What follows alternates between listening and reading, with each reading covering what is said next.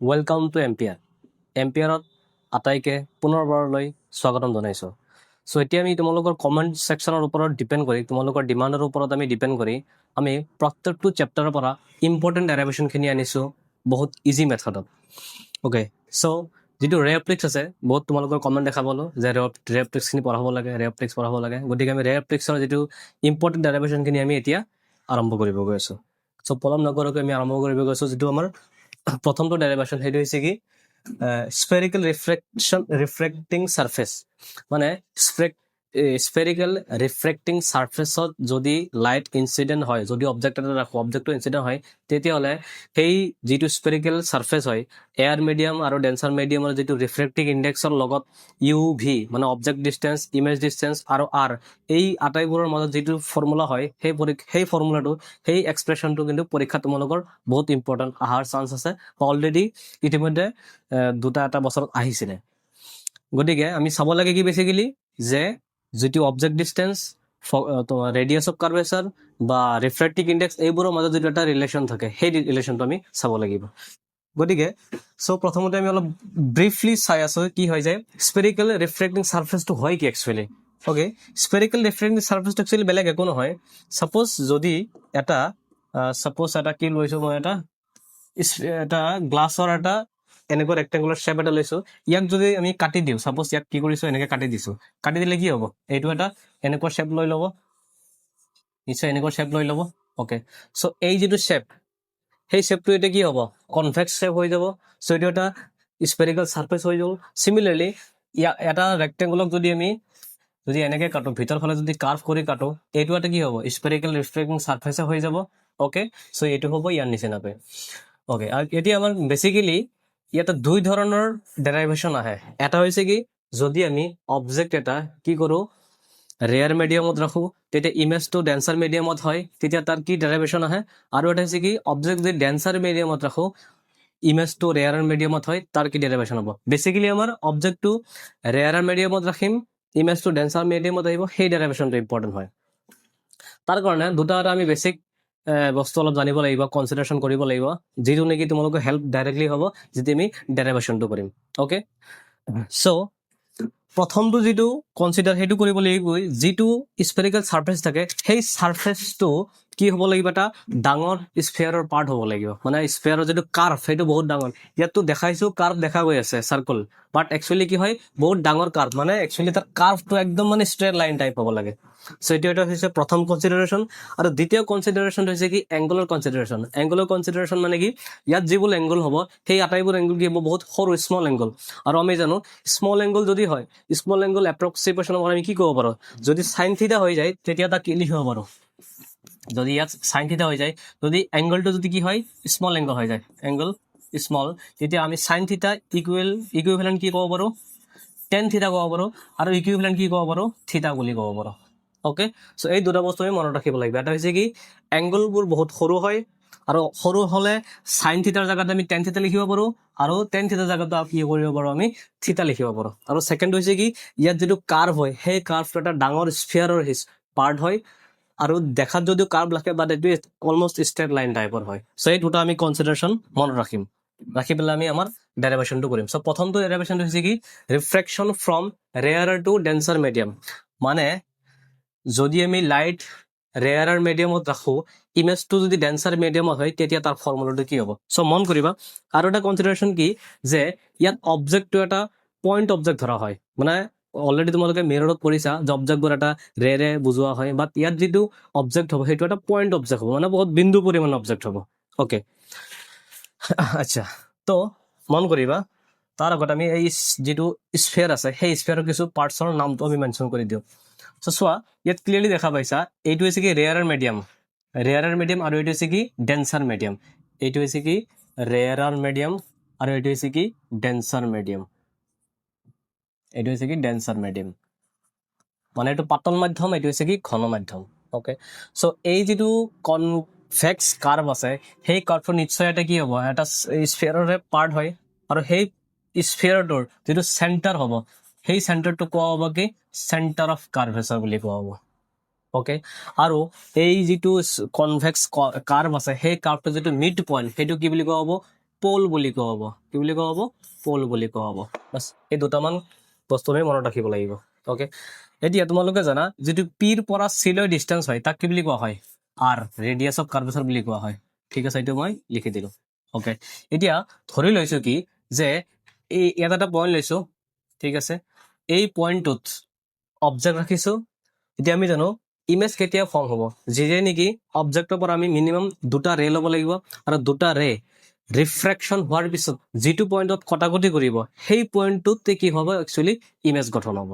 Okay so' ইয়াৰ পৰা আমি দুটা ৰে ল'ব লাগিব অবজেক্টৰ পৰা কেতিয়া ল'ব লাগিব দুটা ৰে প্ৰথমটো আমি ৰে লৈছোঁ মন কৰিবা প্ৰথমটো যিটো ৰে সেইটো লৈছোঁ আমি কি ডাইৰেক্ট আৰু এটা কথা যিটো পি আৰু চিৰ মাজেদি যিটো ৰে যায় সেইটো কোৱা হয় প্ৰিন্সিপল এক্সিছ বুলি কি বুলি কোৱা হ'ব প্ৰিন্সিপল এক্সিছ সেইটো তোমালোকে অলৰেডি জানাই হয়তো মানে এইটো হৈছে প্ৰিন্সিপল এক্সিছ চ' প্ৰিন্সিপল এক্সিছৰ ওপৰত অ' পইণ্টত এটা অবজেক্ট ৰাখিছোঁ এতিয়া অ' পইণ্টত যদি অবজেক্টটো ৰাখোঁ অবজেক্টৰ পৰা আমি সদায় কি কৰিম দুটা ৰে ওলাই দিম চ' প্ৰথমটো প্ৰিন্সিপল এক্সিছৰ মাজেৰে ৰেটো পঠাই দিলোঁ অ'কে প্ৰিন্সিপল এক্সিছৰ মাজেৰে ৰে পঠাই দিলোঁ এতিয়া আমি জানো প্ৰিন্সিপল এক্সিছৰ মাজেদি যদি কোনো এটা ৰে পঠাই দিওঁ তেতিয়াহ'লে তাৰ কোনো মানে ডাইৰেকশ্যন চেঞ্জ নোহোৱাকৈ সি নিজৰ ৰাস্তাতে গুচি যায় কাৰণ কি কাৰণটো হৈছে কি ইয়াত কি 90 ডিগ্ৰী গঠন কৰিব ন আৰু পাৰপেণ্ডিকুলাৰ হ'লে কি হ'ব তাত কোনো ধৰণৰ চেঞ্জ নাহে সি চিধাই কি কৰিব গুচি যাব মানে একদম চিধাই এনেকৈ গুচি যাব অ'কে প্ৰথমটো ৰে ছেকেণ্ডটো ৰে লৈছোঁ কি আমি ইয়াতে আৰু এটা কথা কি যে যিটো ৰেয়াৰৰ মিডিয়াম তাৰ ৰিফ্ৰেক্টিভ ইণ্ডেক্সটো N1 ধৰি লৈছোঁ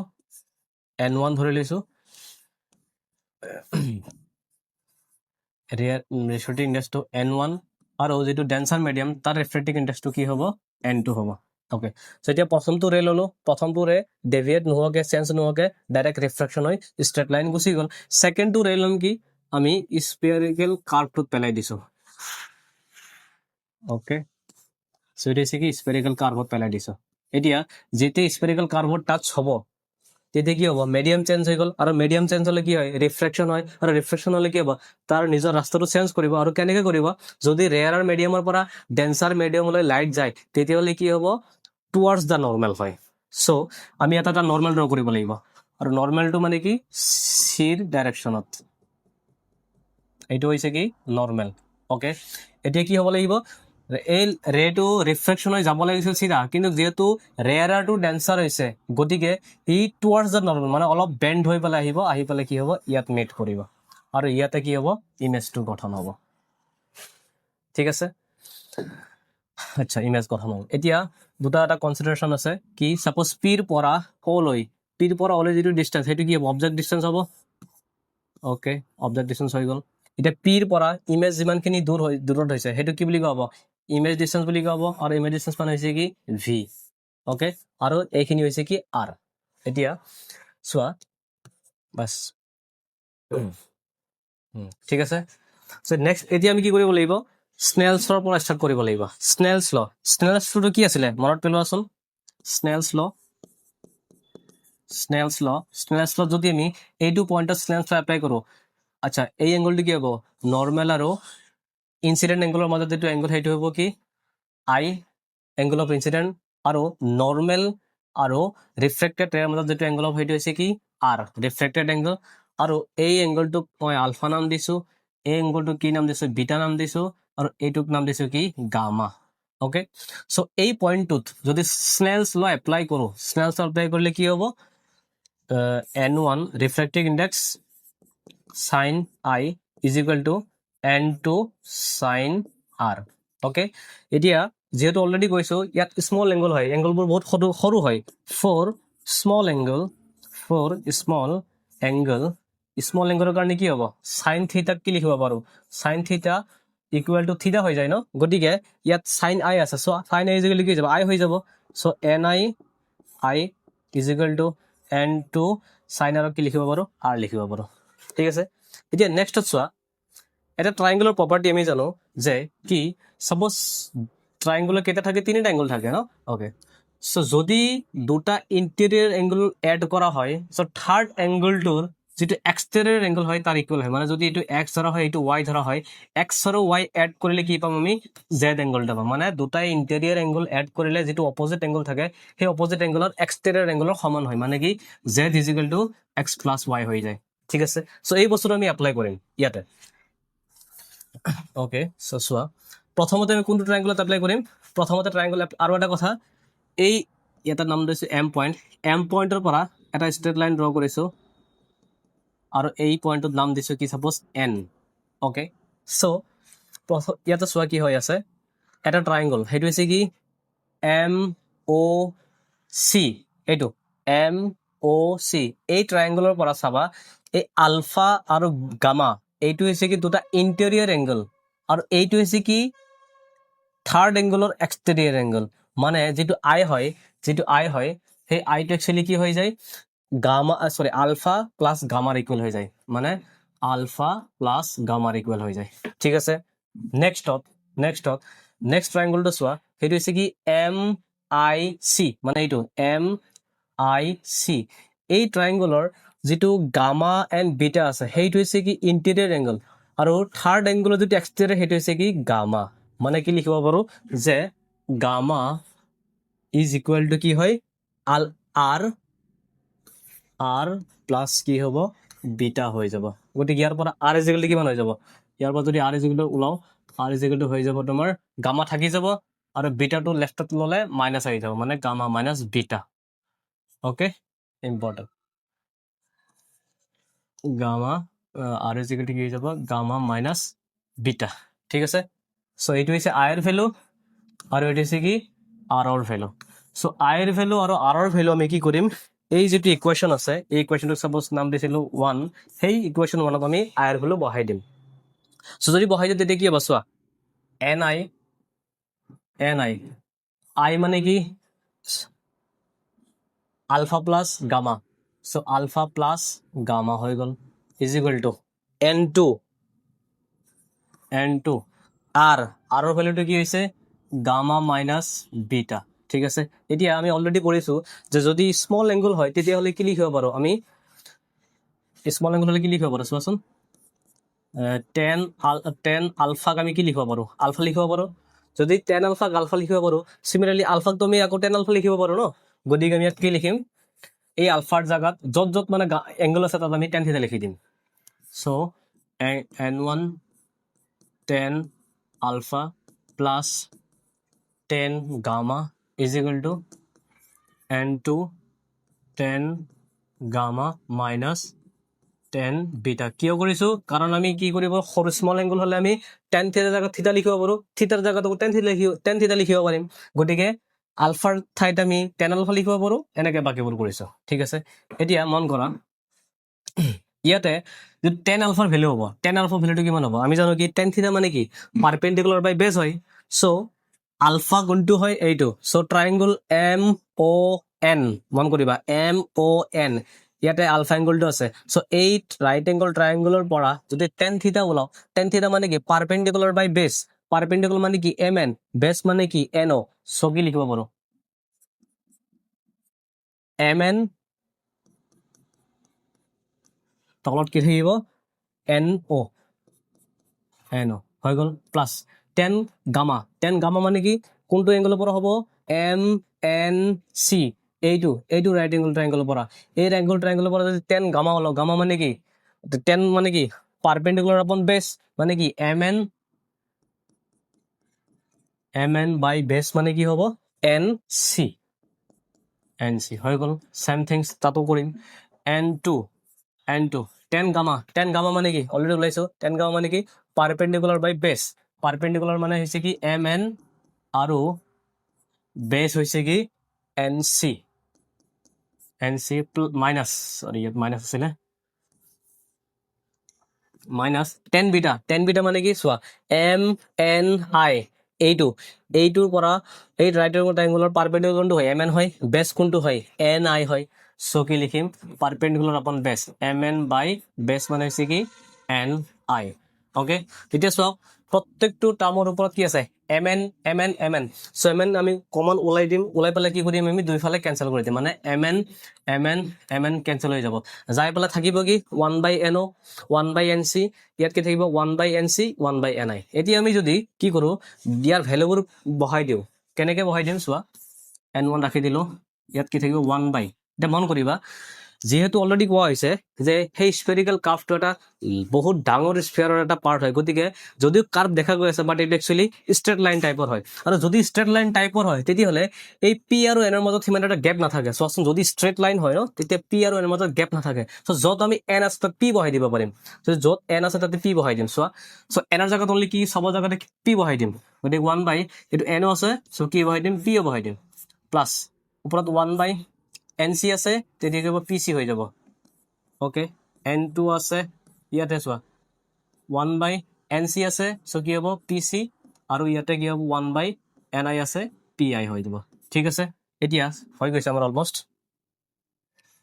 N1 ৰাখি দিলো। অ'কে, ব্ৰেকেট পিঅ মানে কি চোৱা, পিঅ মানে হৈছে কি অবজেক্ট ডিষ্টেঞ্চ, ইউ হয়। এতিয়া কথাটো হ'ল অবজেক্ট ডিষ্টেঞ্চ আমি পজিটিভ ল'ম নে নেগেটিভ ল'ম। চ' সদায় মনত ৰাখিবা, যাৰ কনফিউজন আছে, যদি লাইটৰ ডাইৰেকশ্যন আৰু ডিষ্টেঞ্চ মেজাৰ কৰা ডাইৰেকশ্যন যদি ছেম হয় তেতিয়াহ'লে পজিটিভ ল'ম, আৰু লাইটৰ ডাইৰেকশ্যন আৰু যদি ডিষ্টেঞ্চ মেজাৰ কৰা ডাইৰেকশ্যন অপজিট তেতিয়া আমি কি ল'ম, নেগেটিভ ল'ম। গতিকে ইয়াত চোৱা, অবজেক্ট আহিছে এইফালৰ পৰা, ঠিক আছে, অবজেক্ট আহিছে কোনফালৰ পৰা, এইফালৰ পৰা, আৰু ডিষ্টেঞ্চ মেজাৰ কৰি আছো ক'ৰ পৰা, পিৰ পৰা কৰিব লাগে ন, পিৰ পৰা এইফালে গৈছো, মানে ডিষ্টেঞ্চ মেজাৰ কৰি আছো এইফালে, অবজেক্ট কৰিছো এইফালে, গতিকে কি হ'ল, অপজিট হ'ল, অপজিট হ'লে কি হৈ যাব, মাইনাছ হৈ যাব। গতিকে ইয়াত যদি ইউ লিখিম, সেই ইউটো কি লিখিম, মাইনাছ ইউ লিখিম। ঠিক আছে, প্লাছ পি চিটো কি হয়, পি চিটো দেখোন ৰেডিয়াছ অফ কাৰ্ভেচাৰ হয়, আৰ হয়, আৰটো পজিটিভ হ'ব নে নেগেটিভ হ'ব, পজিটিভ হ'ব। কিয়, লাইট লেফ্ট টু ৰাইট গৈ আছে, আৰু ডিষ্টেঞ্চটো ক'ৰ পৰা, পিৰ পৰা ৰাইটত গৈ আছে ন, আৰ ৰাইটত আছে, গতিকে ছেম ডাইৰেকশ্যন হৈ যাব, গতিকে আৰটো কি হৈ যাব, পজিটিভ হৈ যাব। হৈ গ'ল, physical to N two P C already পাইছো, পি চিটো কি হ'ব, আৰে হৈ যাব, আৰু হ'ব, আৰু ইয়াতে পি আইটো কি হৈ যাব, পি আই দেখোন এইটো ইমেজ ডিষ্টেঞ্চ মানে ভি হয়, ভিটো পজিটিভ হৈ যাব কাৰণ ৰাইট চাইডত আছে, ভিটো কি হৈ যাব, পজিটিভ হৈ যাব। অ'কে, এতিয়া ৰিফ্ৰেক্টিভ ইণ্ডেক্সটো ভিতৰত মাল্টিপ্লাই কৰি দিম গোটেইখিনি, চ' কি হৈ যাব চোৱাচোন, N1 মাইনাছ আছে ন, ইউ হ'ল মাইনাছ N1 ইউ হৈ গ'ল, প্লাছ N1 ওপৰত যাব, N1 বাই আৰ হৈ গ'ল, ইজিকুৱেল টু আকৌ এইটো N2 ওপৰত, N2 আৰ হ'ব,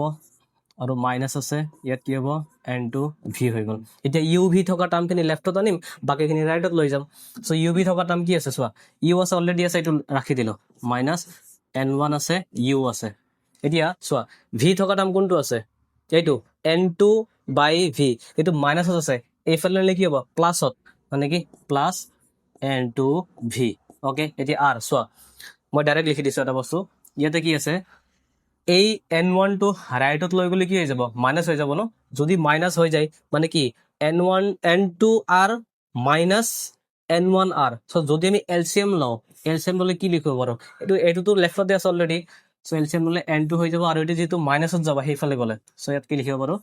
N1 লিখি দিব পাৰোঁ। চ' এইটো হৈ গ'ল আমাৰ যিটো final equation, very very important equation. So' minus N1 u plus N2 v is equal to N2 minus N1। Okay, so' এইটো একচুৱেলি কি হয়, refractive index, object distance, image distance আৰু ৰেডিয়াছ অফ কাৰ্ভেচাৰৰ মাজত যিটো ৰিলেশ্যন হৈছে। এতিয়া মন কৰিবা, এই যিটো ফৰ্মুলা আছে, এই ফৰ্মুলাটো চাহে কনভেক্স কাৰ্ভ হওক, চাহে কনভেক্স কাৰ্ভ হওক,